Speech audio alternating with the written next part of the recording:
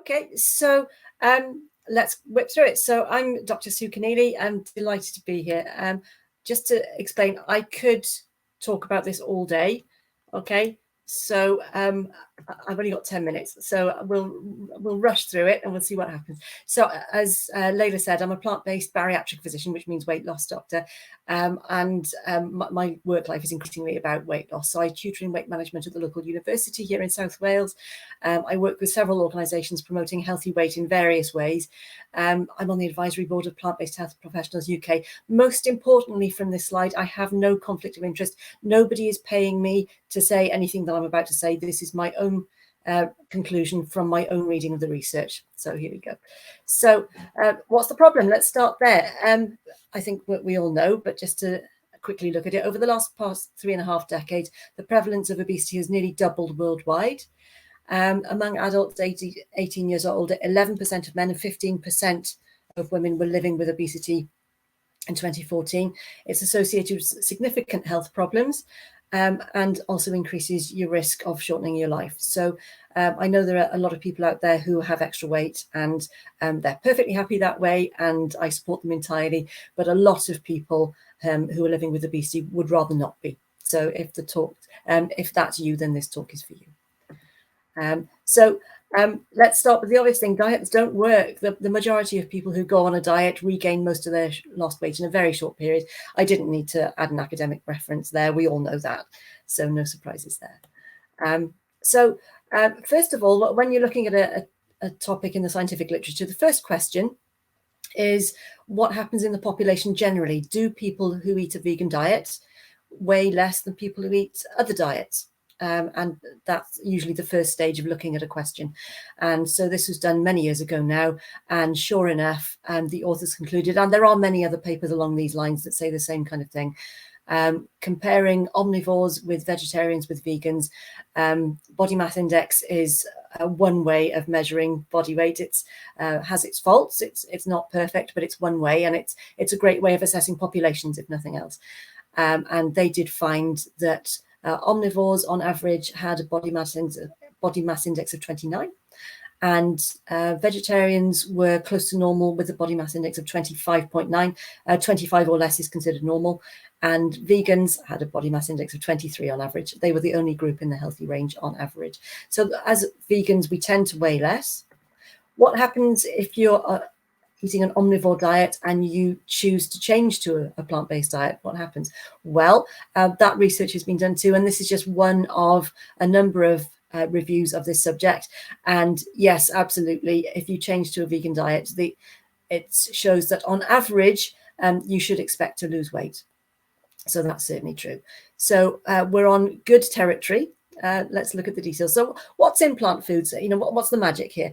Well, essentially, at a simple level, plant foods contain fiber, water, and of course plant-based protein, and those are the things that help us to improve our satiety. They're the things that keep us full. And also, if you eat an unprocessed plant food diet, so very much like the picture on the screen here, things that haven't had much done to them, it's just much more work to digest them, and that in itself uses up calories. So your net gain of calories is less than it would be if you're eating something that's very processed. So that's it in a nutshell. But let's look at some details. So how do plant-based diets help? Well, the first principle is energy density. So energy density is how much energy there is in a volume of food. So you can talk a pound, a kilo, a mouthful. And the beauty of this is we all eat the same weight of food, more or less, every day. So we don't necessarily eat the same weight of food as each other. My husband, who's a foot taller than me, eats more food than I do. But each of us will eat the same weight of food ourselves on average most days. So you can imagine that if you're eating it, it's usually 3 to 4 pounds. If you're eating 3 to 4 pounds of, say, chocolate, then it's very easy to overeat. And if you're eating 3 to 4 pounds of spinach, that actually wouldn't be enough calories, and you would lose weight very quickly and probably become fairly unwell if you did that. And that's because of energy density.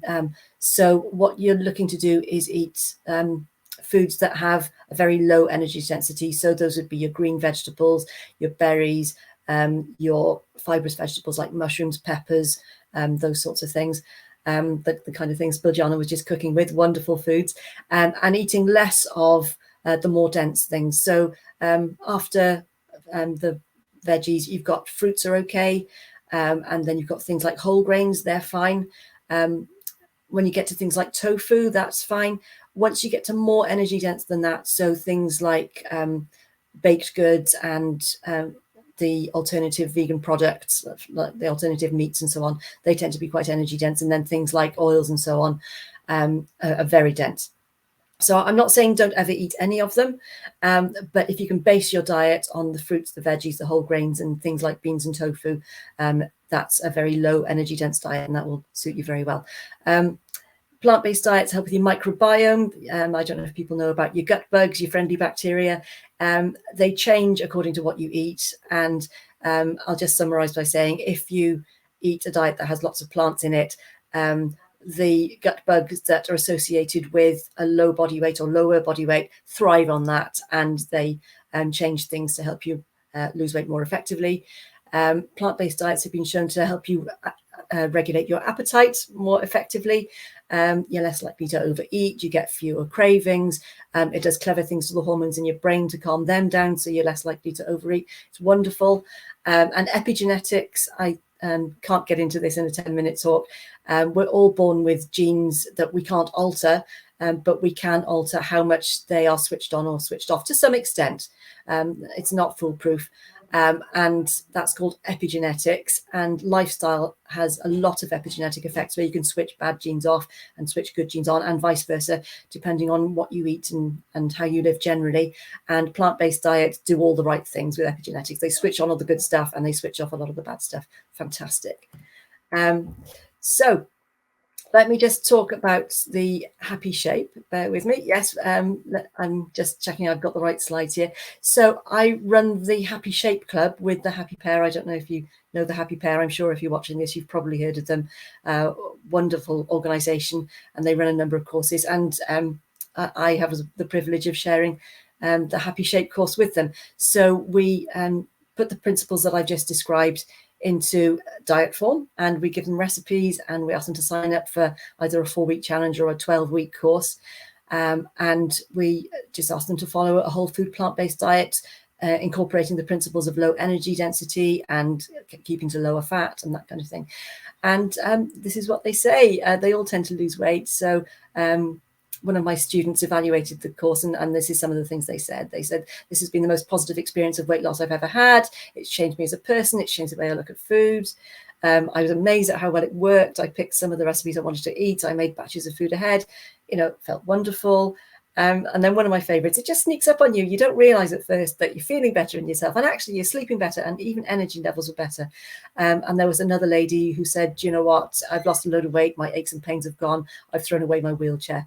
You know, it's amazing what a plant-based diet can do for you, not just in weight loss, but in other ways as well. So what do you actually eat? Well, as I said, low energy density, so lots and lots of fruit and veggies. Fiber, you need lots of fiber because that helps to keep you full. And again, no surprises, lots of fruits and veggies and whole grains. Are you seeing a theme here? Low in refined sugar. So please don't think that carbohydrates and sugars are bad. They're not. They're fine. It's the refined stuff that we don't like. So the things that we find in cakes and biscuits and sweet treats and that kind of thing, they will make your blood sugar go shooting up, and then your body will react to that by making your blood sugar come crashing down. And it usually does that a little bit too enthusiastically, so your blood sugar goes too low, which makes you hungry and grumpy and makes you crave foods, and nobody ever craves broccoli. So you end up craving stuff that's not going to do you any favors in terms of your weight loss goals. Your sugar goes shooting up again, and you end up on this roller coaster throughout the day. So we're talking about low in refined sugar. So again, the fruits, the vegetables, the whole grains, things that keep your blood sugar nice and stable. Water is a big top tip. Okay, your body doesn't differentiate very well between hunger and thirst. If you're hungry and you're thinking, well, that's odd because I had my last meal fairly recently, I wouldn't expect to feel hungry right now. It could be just that you're craving food for a non-physiological reason like stress or some kind of emotion. It could be that you're thirsty, so try having a drink. Also, there's a lot of evidence that water helps reduce the amount that we eat. So whether you drink it before meals, and a good volume is needed, you need to drink a pint of water before your meals. That helps. And consume foods that naturally contain it. So think about soups and smoothies, and of course salads, because vegetables contain a lot of water. So far we've got lots of fruits and veggies for the low energy density, plenty of fiber. So again, fruits and veggies and the whole grains and also legumes. And then plenty of water, keeping your blood sugar nice and stable. Keep it unprocessed, okay? That's one of the most important things. As I said before, if you're eating processed foods, that's ready meals and pre-prepared snacks and that kind of thing. A lot of them have had a lot of stuff done to the ingredients so that they take a lot less effort to digest. And that's not necessarily a problem if you've got some sort of bowel complaint and you're struggling with food generally and you have difficulty with absorption. But for most of us who are healthy, the fact that we have to burn up quite a few calories in order to absorb our food is a good thing. It keeps our net calorie gain down, which is a very important part of weight loss, because there are lots of theories about how we gain or lose weight. But ultimately, if you want to lose weight, you do have to have a calorie deficit, which means you have to be eating less than you're burning. And lastly, hara hachi bu, which is what the Japanese do. That's eat till you're 80% full. So we all know the feeling of being absolutely stuffed, say at a special occasion or a celebration. And we all know the sensation of feeling very hungry. What we're aiming for when we're eating is eating just till you're not hungry anymore. So not full, not stuffed, just not hungry anymore. So you could eat more if you wanted to, but you choose not to. That's a great top tip for keeping your weight in check. So conclusions, it's not about going on a diet, because that doesn't work. I think most of us statistically have been on a diet at some point, and we all know the weight goes back on. It is about embracing a whole food plant-based diet long term. If you don't go on a diet, you don't have to come off a diet. You know, you can have the occasional treat meal, but if day by day you're eating a whole food plant-based diet with the low energy density, then you'll be in safe hands in terms of your nutrition. There's extensive scientific data that explains why plant-based diets are effective, and there's more and more evidence all the time. If you want to follow somebody, follow Neil Barnard's lab, including Hannah Karliova and that crowd. Most of the stuff that I've researched when I've been reading things around this subject is done by their lab. That they are on the cutting edge of establishing all the evidence here, and it really works in practice. You really can be a happy shape, as evidenced by the Happy Shape Club that I run with the Happy Pair. So that's me. Thank you ever so much, and thank you for plant-based health professionals for inviting me to do this. And come and find me at the Happy Shape Club, or come and find me at drsuekenneally.com or on social media. Thanks very much.